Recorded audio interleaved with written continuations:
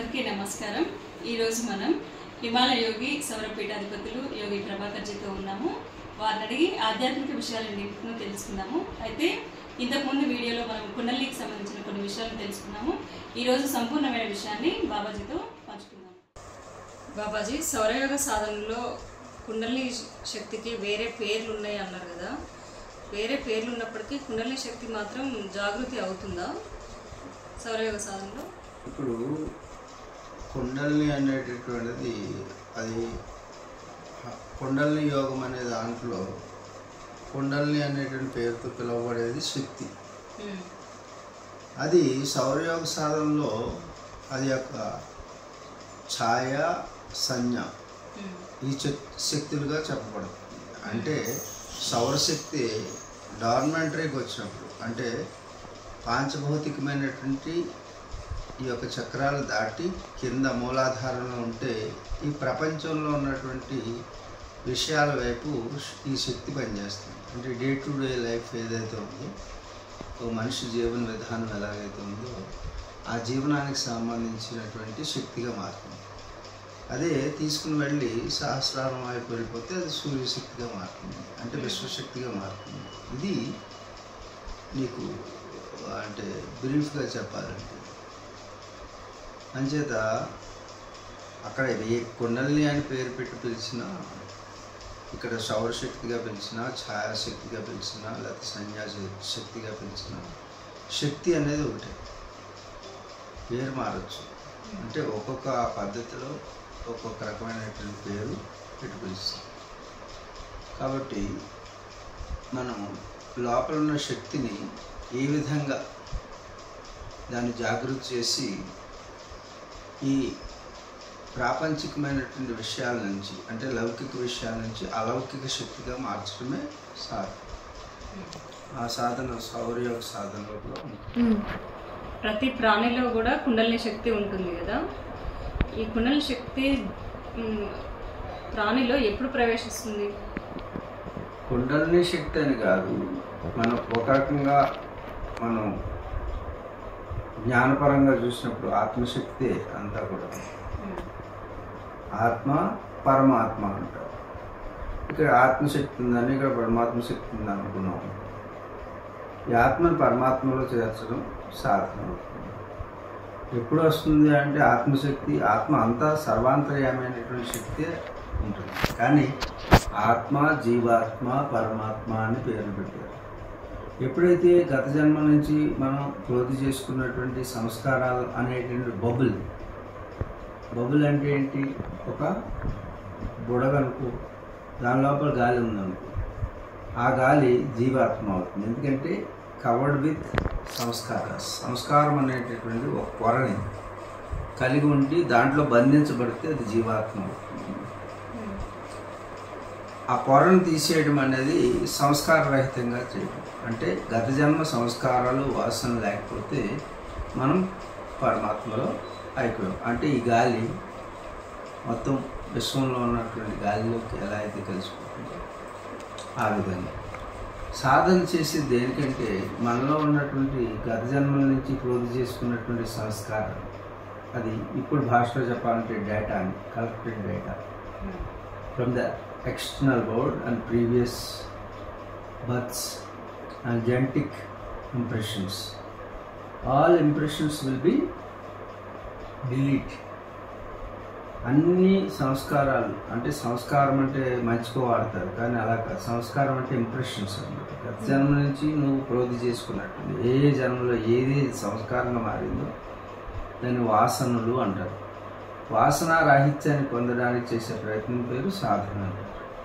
అలాంటి సాధన చేసినప్పుడు మన దగ్గర డేటా లేదు, అప్పుడు ఏమవుతుంది? జీరో అవుతుంది. జీరో అవడం అంటే ఏంటి? విశ్వ చైతన్యంలో కలిసిపోవడం. శక్తి ఎప్పుడు ప్రవేశిస్తుంది అంటున్నా? గర్భ శిశువుల్లో కొన్ని శక్తి అలా ఉండదు. లోపల శరీరం అనేది తయారవుతుంది. శరీరం తయారైన తర్వాత ఆ యొక్క శరీరానికి సంబంధించి తల్లి గర్భంలో ఆయా సంస్కారాలకి ఎక్కున్నటువంటి సంస్కారానికి, అక్కున్న కర్మకి, ఈ తల్లికి ఉన్నటువంటి కర్మకి మ్యాచ్ అయినప్పుడు ఆ శరీరాన్ని వెతుక్కుంటూ ఆత్మ ప్రవేశం జరుగుతుంది. ఆత్మశక్తిగా చెప్పండి, కుండలిని శక్తి అని మీరు కుండలిని భాషలో చెప్పుకోండి. ఆత్మ ఎప్పుడు ప్రవేశిస్తుందంటే పూర్ణంగా 7వ నెల వచ్చేసరికి పూర్ణంగా ఆత్మ దాంట్లో ప్రవేశిస్తుంది. అంటే ఒక ఇంట్లో గృహప్రవేశం చేసినట్టు. అంటే ఆత్మ ప్రవేశించక ముందు కూడా ప్రాణం ఉంటుందా? ప్రాణం వేరు, ఆత్మ వేరు. ప్రాణంతో జీవుడు ఉంటాడు, ఆత్మతో ఆత్మ అనే దానికి అక్కర్లేదు. తయారైన తర్వాత మొట్టమొదటి నుంచి ప్రాణమే మొదలవుతుంది. ప్రాణంతో క్వాంటమ్ ఫిజిక్స్ స్టార్ట్ అవుతుంది అన్నమాట. అదే బయలాజికల్ ఎనర్జీ అంటారు. అంటే ప్రాణం బయలాజికల్ ఎనర్జీ, అది ప్రాణశక్తిని వైటల్ ఫోర్స్ అని అంటారు. అంటే ఒక కణాన్ని 2 కణాలు చేస్తుంది, 2 4 అవుతుంది, 8 అవుతుంది. అదే క్వాంటమ్ ఫిజిక్స్ ప్రకారం అది డివిజన్ అవుతూ అలా పెరుగుతుంది అన్నమాట. అది ప్రాణం వల్ల పెరుగుతుంది, ఆత్మ అప్పుడు ప్రవేశిస్తుంది. మరి చక్రాస్ ఉంటాయి కదా మన బాడీలో, శక్తి కేంద్రాలు, అవి ఎప్పుడు తయారైతే ఫుల్ ఫామ్ ఎప్పుడైతే స్పైన్ ఫుల్ ఫామ్ అయిన తర్వాత దానికి 7 నెలలు ప్రాసెస్ ఉంటుంది. ఏ నెలలో ఏ తయారవుతుంది, ఎప్పుడు వెంట్రుకలు వస్తాయి, ఎప్పుడు గోర్లు వస్తాయి, ఇదంతా కూడా మనకి మన పౌరాణిక పురాణాల్లో చక్కగా ఇవ్వబడింది. అది తెలుసుకుంటే సరిపోతుంది. పూర్తిగా తయారయ్యేసరికి 7 నెలలు. అందుకే ప్రీమెచ్యూర్ బేబీ ఏమవుతుంది, అప్పటికి పూర్తిగా 7 నెలలకు ముందు పుట్టారనుకో వాళ్ళు బ్రతకడం, సర్వైవ్ అవ్వడం కష్టం. అంటే ఫుల్ ఫామ్ అవ్వలేదు. అంటే 7 నెలలు పూర్తయిన తర్వాత 7 చక్రాలు ఉన్నాయి కదా, 7 నెలలు 7 కిరణాలు సూర్యుడు, అంటే సంపూర్ణ శక్తి వస్తుంది. దాన్ని ఇంకా 2 నెలలు దాని లోపలే సస్టైన్ చేసి 9 నెలలకి డెలివరీ అవుతుంది. చూడండి, 7 గ్రహాలు, 7 కిరణాలు. అలాగే 9 అంటే 2 ఛాయాగ్రహాలు. ఆ ఛాయాగ్రహాలు 2 కూడా దాన్ని ఇన్ఫ్లుయెన్స్ అయి పూర్తి అయిన తర్వాత డెలివరీ అనేది బయటకు ప్రకృతి అందిస్తుంది. ఇప్పుడు చక్రాలు అనేవి ఎప్పుడు కూడా, చక్రం అంటే ఏమి కాదు, ఏ కాయిల్ ఆఫ్ పవర్. అర్థమవుతుందా? ఏ చక్రంలో మూలాధారంలో ఉన్నటువంటి ఎనర్జీ బ్లాకులు విడి తీసుకుంటూ వెళ్తుంది. సాధన. ఏ చక్రంలో ఎక్కువ కర్మలు ఉంటాయి అట్లా ఉంటుందా? కర్మలకి సంబంధించింది వేరు. అది ఫిజిక్స్. అంటే మన శరీరాన్ని ఒక లోపల ఉన్నటువంటి నాడీ మండల వ్యవస్థగా చూస్తే ఒక రకంగా ఉంటుంది. అలాగే మనకు ఉన్నటువంటి న్యూరో సిస్టమ్, సింపథిక్, అలాగే నర్వస్ సిస్టమ్. న్యూరో సిస్టమ్ అంటే నర్వస్తో కూడుకున్నటువంటి, నరాలు అంటే విజిబుల్, ఇవి నాడులు విజిబుల్ కాదు. కుండలిని అనేది శక్తి అనేది విజిబుల్ కాదు కాబట్టి విజిబుల్ కానటువంటి నాడుల్లో ప్రవేశిస్తుంది. ప్రాణం ఉంది. ప్రాణం అంటే ప్రాణికి మనకి పంచ ప్రాణాలని ఏ విధంగా ఉద్దీపన చేయాలి. ప్రాణము, అపానము, వ్యానము, ఉదానము, సమానము. ఇవి ఏ పనులు చేస్తాయి, ఆ పనులను బట్టి ఉచ్ఛ్వాస నిశ్వాసాల ద్వారా ప్రాణాన్ని ప్రయాణింపజేస్తాం. ప్రాణం ప్రయాణం చేయడం వేరు, శక్తి ప్రవాహం వేరు. అర్థమైందా? శక్తికి సంబంధించినటువంటిది మనం చేసేటటువంటి కుండలిని సాధన కానీ సౌరయోగ సాధన కానీ. కాకపోతే ప్రాణాన్ని ఉపయోగించుకుంది. ప్రాణం అనేటటువంటి అంటే వాయువు తర్వాత ప్రాణం తర్వాత శక్తి. వాయువు ఏం చేస్తుంది, మనకి లంగ్స్ వరకే వెళ్తుంది. కానీ దాని ద్వారా వెళ్ళే ప్రాణం ఎక్కడి వరకు వెళ్తుంది, మూలాధారం నుంచి సహస్రారం వరకు నడిపించడం అనేది ఆ ప్రక్రియల ద్వారా గురు సమక్షంలో మనం చేస్తాం. వెళ్ళినప్పుడు చక్రాల్లో ఉన్నటువంటి మలినాన్ని అంటే లాక్స్ని విడదీయడం అనేటటువంటి ప్రక్రియ ద్వారా అనేక మార్గాలు ఉన్నాయి. దాంట్లో కుండలిని యోగ సాధన, హఠయోగ సాధన, అలాగే మనకి కొన్ని ఉపాసనలో కూడా కుండలిని శక్తి మనం ఉద్దీపన చేసేటటువంటి ప్రక్రియలు ఉన్నాయి. తద్వారా మనం కుండలిని అనేటువంటి పేరు పెట్టుకున్నాం. కాబట్టి ఆ కుండలిని అనేటటువంటి కుండలిని యోగానికి సంబంధించి జ్ఞానయోగం, భక్తి యోగం, కర్మయోగం అన్నిట్లో చివరికి వెళ్ళేదండి కుండలిని అయినా సరే. వెళ్ళిన తర్వాత జ్ఞానం, అల్టిమేట్ జ్ఞానం, టు నో అవర్ సెల్ఫ్. నేనెవరనేది తెలుసుకోవడానికి చేసే ప్రయత్నం. మనం ఎవరు? అయం ఆత్మ బ్రహ్మ. కాబట్టి ఆ యొక్క బ్రహ్మ యొక్క స్థితిని పొందడం సత్యం, జ్ఞానం, అనంతం బ్రహ్మ, ది రియాలిటీ ఆఫ్ అబ్జర్వ్. మనం ఏమిటి అనేది తెలుసుకుంటమే అంతిమ లక్ష్యం మానవ జన్మకి. ఏ సాధన అయినా చెయ్యి, నీవెవరో తెలుసుకోవడానికి చేసే ప్రయత్నం మాత్రమే. నేనెవరు అని తెలుసుకుంటే నేనెవరు? నేను ఆత్మని. ఆత్మ ఎవరు? పరమాత్మ. అదే అల్టిమేట్. ధ్యానంలో అత్యున్నత స్థితి అంటే ఆత్మ. ఏదైనా ఏ సాధన లీడ్స్ టు ద సేమ్.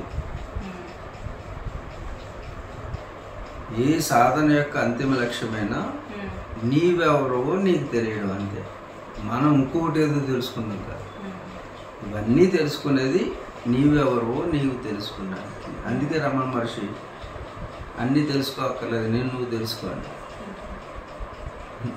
మనం తెలియదు కానీ ఊరంతా తెలుస్తుంది, మనకి ప్రపంచం అంతా తెలుస్తుంది. కానీ మనం ఎవరో తెలుసుకోవాలనే ప్రయత్నం ఎవరు చేయరు. అందుకే తత్వం అన్నారు. తత్ అంటే అది నీవే, అది నీవే.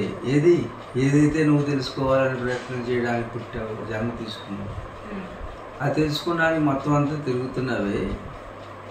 బయట తిరక్క లోపలికి వెళ్ళు, లోపలికి తిరుగు. ఆ తిరగడానికి చేసే ప్రయత్నం. మరి కొండలు ఇవన్నీ ఏంటంటే అంటే ఎక్కడైతే లాక్స్ అయినాయో ఆ లాక్ అయినప్పుడు ఏమవుతుందంటే ఒక్కో చక్రం ఒక్కొక్క బాహ్యమైన దాని తత్వం ఏంటి? పృథ్వీ తత్వం. అది ఎప్పుడు కూడా మెటీరియలిస్టిక్ వరల్డ్లోకి తీసుకెళ్తుంది. స్వాదిష్టాన్ని రీజనరేషన్ చేస్తుంది. మణిపూర్వకం మనకి ఇంటేకింగ్ వీటికి సంబంధించిన విషయాలు జరుగుతుంది. అలా ఒక్కొక్క చక్రం ఒక్కొక్క రకమైనటువంటి భౌతిక స్వరూపం. దాన్నే ఛాయ కుండలిని అన్నాం. అంటే షాడో అనమాట. అది నిజం కాదు. మనం ఇప్పుడు జీవించే జీవితం అంతా కూడా షాడో లైఫ్. షాడోవే కదా ఇది. ఇది స్వచ్ఛం కాదు కదా. ఇది కాదు మోక్షం మన యొక్క లక్ష్యం. కాబట్టి ఆ జీవితాన్ని అది సంధ్య అంటారు, సంధ్య. అందుకే సూర్యభగవానుడు తేజస్సు. సూర్యభగవానుడు ఇండికేషన్ ఏంటి? తేజస్సు. తేజస్సు అంటే జ్ఞానం. జ్ఞానం ఎప్పుడైతే వచ్చిందో, జ్ఞానం అంటే జ్ఞప్తికి రావడం, మనం ఎవరో మనం తెలుసుకుంటాం. అది ఆ జ్ఞాన యోగంలోకి మొత్తం ప్రవేశిస్తాను. అన్ని సాధనలు కూడా జ్ఞానం వైపు అంటే తెలుసుకున్నాం. జ్ఞాతవ్యం అంటే తెలుసుకోవాలి. ఏం తెలుసుకోవాలి? నేనెవరు నేను తెలుసుకోవాలి. అన్ని సాధనల యొక్క ముఖ్య ఉద్దేశం అదే. అంతేగాని అన్ని మా మహిమ గరిమల ప్రాప్తి, ప్రాకామ్యం, ఈశత్వం, వశత్వం అనే అసిద్ధులు మనం ప్రయాణం చేస్తుంటే దారిలో వచ్చే స్టేషన్ లాంటివి. అదే ఒక్కొక్క స్టేషన్లో ఒక్కొక్కటి దొరకవచ్చు. వాటి కోసం కాదు మన ప్రయత్నం. అలా వెళ్ళిపోవడమే లక్ష్యం వైపు. మధ్యలో వచ్చేటటువంటి ఏవి ప్రదర్శించుకో, చూసుకుని వెళ్ళిపోయి ప్రదర్శిస్తే అక్కడ ఆగిపోతాం. ఆ శక్తి దానికే, మన సమయం దానికి, శక్తి దానికే వినియోగించాల్సి వస్తుంది. అందుకే యోగులు ఎవరు కూడా నేను ఎన్నోసార్లు చెప్తున్నాను, ఏకాకి అంటే ఒంటరిగా ఉండి. ఎందుకంటే నీలోకే నువ్వు వెళ్ళాలి. నీకు ఎవరి సహాయం కావాలి? Not need of any tools and వ్యక్తులు, ఇతర వ్యక్తులు కానీ వీళ్ళు కానీ. అందుకే ఏకాకి గత చిత్తాత్మ, నిరాశి. ఆశ ఏముంటుంది? ఇంకా ఏం కావాలి? ఇప్పుడు ఎవరెవరు వేస్తారు వెంటనే ఇచ్చేది అయిపోతుంది. మన చేతులు తేలిక ఉంటుంది, లేదా అవి పట్టుకుంటే బరువు. అలాగే మన సాధనలో వచ్చేటువంటి అనుభవాలను కూడా క్యారీ చేయకూడదు. సాధనలో వచ్చే అనుభవాలు అలా క్యారీ చేసుకుని చెప్పుకుంటారు అక్కర్లేదు. అనుభవాలు రావడం కూడా చాలా గ్రేట్ గా ఫీల్ అవుతున్నారు. అనుభవాలు రావడం కూడా, అనుభవాలు ఎన్నో వస్తుంటాయి. ఇప్పుడు నీ జీవితంలో ఎన్నో అనుభవాలు రాలేదు. అక్కడి నుంచి ఇక్కడికి నడుచుకొని వచ్చేటప్పుడు ఎన్నో సైకిళ్ళు, మోటార్ సైకిళ్ళు, కార్లు, వ్యక్తులు అందరూ మంచి మంచి చీరలు కట్టుకున్న వాళ్ళు, సిరిగిపోయిన బట్టలు కట్టుకున్న వాళ్ళు అందరూ ఎదురుగా వచ్చారు. అన్ని ప్రాధాన్యత ఇవ్వాల్సిన అవసరం లేదండి. ఆ బొర్రలో పెట్టుకుంటావు, అవన్నీ పెట్టుకో కదా. పెట్టుకుంటే లోడ్ అయిపోతుంది. అలాగే అనుభవాలన్నింటినీ కూడా, అనుభవాలు ఏవైతే వస్తున్నాయో అది ఒక సాక్షిగా ఉండాలి. కానీ అది రికార్డు చేయడం కనుక పదే పదే తలుచుకుంటే అది సంస్కారం కింద, వాసన కింద మారుతుంది. అందుకే సాధకుడు ఎప్పుడు కూడా డిలీట్ చేసేస్తుంటాడు. వేటిని అనుభవ సారాన్ని తెలుసుకుని అనుభవాన్ని మాత్రం పెట్టుకోకూడదు. అప్పుడు సూక్ష్మం అయిపోతుంది. అది సూక్ష్మం అయిపోయి లోపల వాసనగా మారుతుంది. రేపు జన్మకు కారణం. అంచేత ఏ అనుభవాల్ని కూడా సాధకుడు తన దగ్గర ఉంచుకోవాల్సిన అవసరం. నీకు ఎప్పుడు అవసరమో అది అప్పుడు వస్తుంది. మళ్ళీ ఈ అనుభవం యొక్క కావాలంటే వస్తుంది. అందుకు మనం సాక్షి మాత్రంగా సాధన చేసుకుంటూ వెళ్ళి ultimate goal is to delete everything. There are so many clouds, అంటే అనేక మేఘాలని చుట్టూ అలుముకుని ఉన్నాయి. అందుకే లోపల ఉన్న సూర్య భగవానుడు కనపడ్డాడు. ఈజీగా ఇంప్రెషన్స్ అన్ని డిలీట్ చేయాలంటే ఎలా ప్రాక్టీస్ చేసుకుంటూనే, అంటే విషయాల వైపు ఇప్పుడు మేము ఉన్నాం. ఇప్పుడు ఎంతమందో పరిచయాలు అవుతున్నాం. అసలు లోపల అసలు వాళ్ళ పేరు కానీ ఇవ్వడం గుర్తించుకోం, అవసరం లేదు. ఎందుకు ఆ ఎదురుగా వచ్చినప్పుడు చక్కగా మాట్లాడి పంపించు, అంతవరకే బంధం పెట్టుకోవాలి. దీన్ని త్యాగి నైక అమృతత్వ మానసు అంటారు. అంటే త్యాగం అంటే వదలడం. అన్నిటి ఆ వదలడమే ప్రాక్టీస్. అప్పుడు అమృతత్వం అంటే తెలుస్తుంది. ఉపనిషత్తు చెప్తుంది త్యాగి నైక అమృతత్వ మానసు. మనం అన్నిటిని వదలడం, అన్నిటిని కలెక్ట్ చేసుకుంటుంటాం. సాధనలో కూడా కలెక్ట్ చేసుకుంటాం. ఈ ఇంట్లోనూ కలెక్ట్ చేసుకుంటున్నాం, బయట కలెక్ట్ చేసుకుంటున్నాం. We're acquiring something from the outside world. Don't acquire anything. Be with that. Yes, దాంతో ఉండు, కానీ అది లోపల పెట్టుకో. అన్నిటితో ఉండు, అన్నీ వదిలేయమంటారు కదా, ఉండు, కానీ అది లోపల పెట్టుకుంటే ఇక్కడ ఉండదు. అంచేత మనం ప్రతి దాన్నే సమ్యక్ న్యాస ఇది సన్యాస. నాట్ అటాచ్మెంట్ ఉంటుంది. అలాగని డిటాచ్మెంట్ ఉండాలి. నో డిటాచ్మెంట్, నన్ అటాచ్మెంట్. ఇప్పుడు మానవ శరీరంలో ఉన్న శక్తి కేంద్రాలు అంతేకాకుండా ఇంకా తల పైన కూడా శక్తి కేంద్రాలు ఉంటాయని, పాదాల కింద కూడా శక్తి కేంద్రాలు ఉంటాయని అంటారు. అది నిజమేనా? నాకైతే తెలియదు. ఇవన్నీ ఇన్ని రకాలైన గందరగోళానికి గురవడం. సింపుల్, నీ దగ్గర ఉన్నటువంటి డేటాని డిలీట్ చేయి. ఆ డిలీట్ చేయడానికి చేసే ప్రయత్నం పేరు సాధన. అందుకు జన్మ జన్మల నుంచి మనకి ఎన్నో డేటాను కలెక్ట్ చేస్తుంది. దాన్ని చిత్తం అంటారు. అంతఃకరణ చతుష్టయంలో మనసు, బుద్ధి, చిత్తము, అహం. అహం అంటే ఐడెంటిటీ. నేను స్త్రీని, నేను పురుషుడిని, నేను సాధకుడిని, నేను గురువుని, నేను మాస్టర్ని, నేను లాయర్ని, నేను కలెక్టర్ని. అంటే నీ లోపల ఉన్నటువంటి డేటా అంతా కూడా ఐడెంటిటీ నుంచి రిఫ్లెక్ట్ అవుతుంది. అందుకు ఫస్ట్ అహం అనేది తీసి ఐడెంటిటీ ఉండకూడదు. నేను గురువుని, లేకపోతే అందరికంటే గొప్పవాడుగా రిఫ్లెక్ట్ అవుతుంది. నేను స్త్రీని అంటే నీ జ్ఞానం స్త్రీ నుంచి రిఫ్లెక్ట్ అవుతుంది.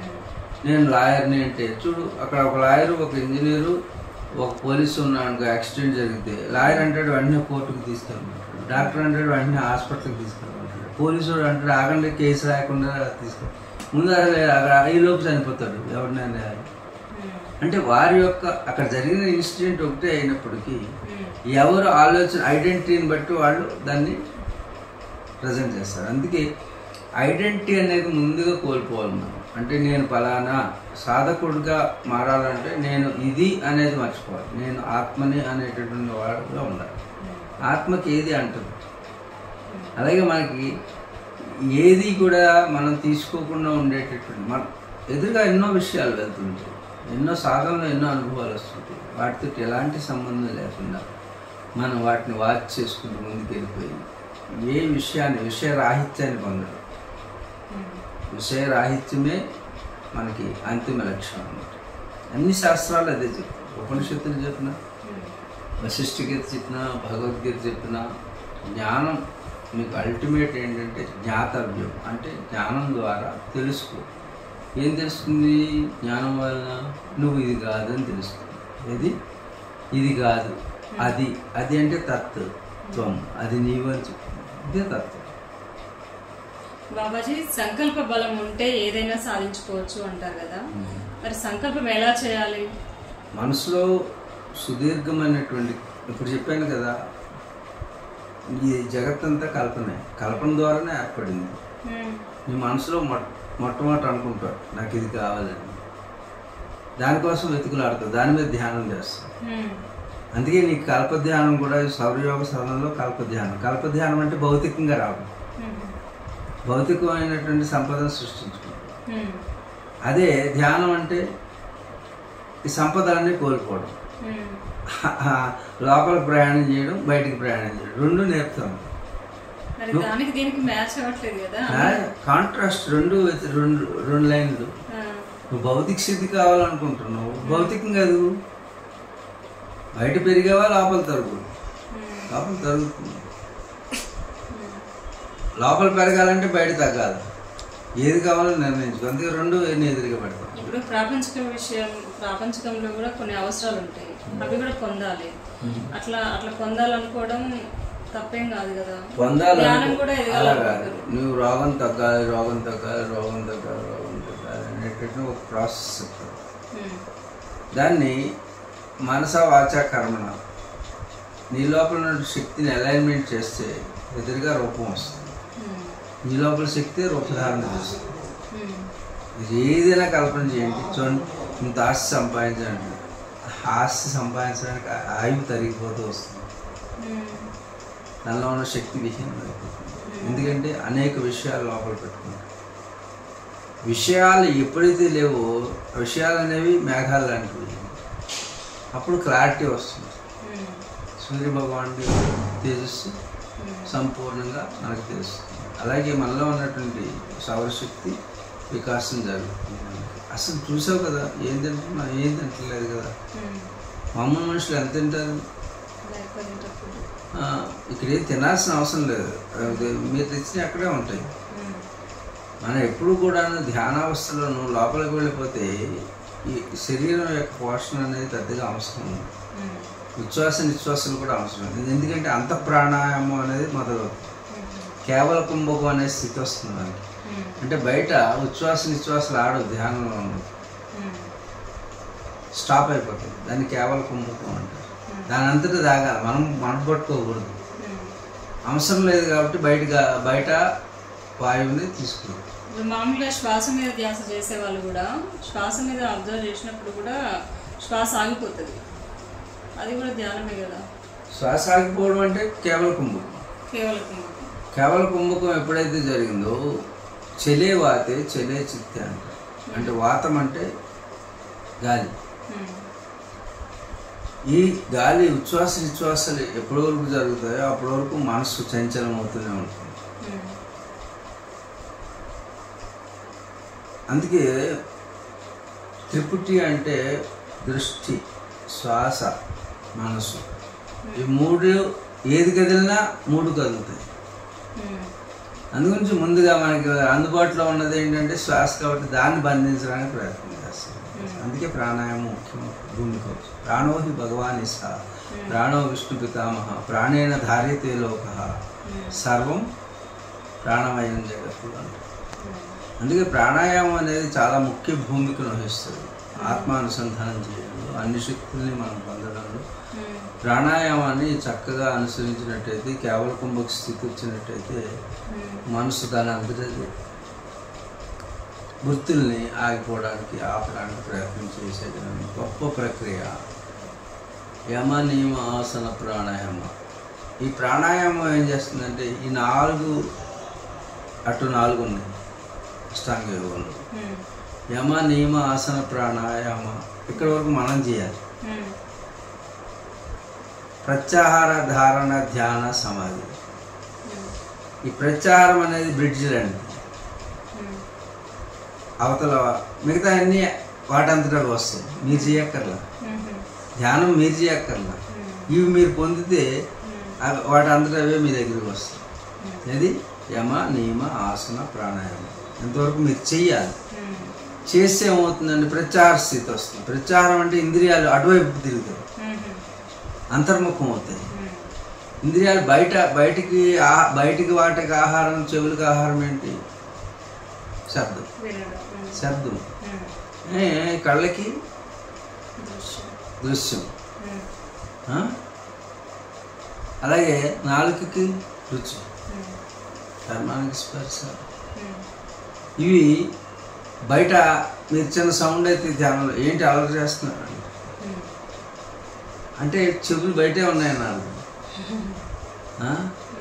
నేను ధ్యానం చేసినప్పుడు నువ్వు ఎందుకు ఇటువంటి తిరుగుతున్నావు అంటే ధ్యానం చేయట్లే వాడు, అవి చూస్తున్నాడు. అందుగురించి ఎప్పటి వరకు ఇది ఈ విధంగా అనిపిస్తుంది అంటే మనకి ధ్యానావస్థలప్పుడు నువ్వు 100 డెసిబుల్ తోటి నా చెవుల దగ్గర సౌండ్ పెట్టేయండి, నేను ధ్యానంలో ఉండేది.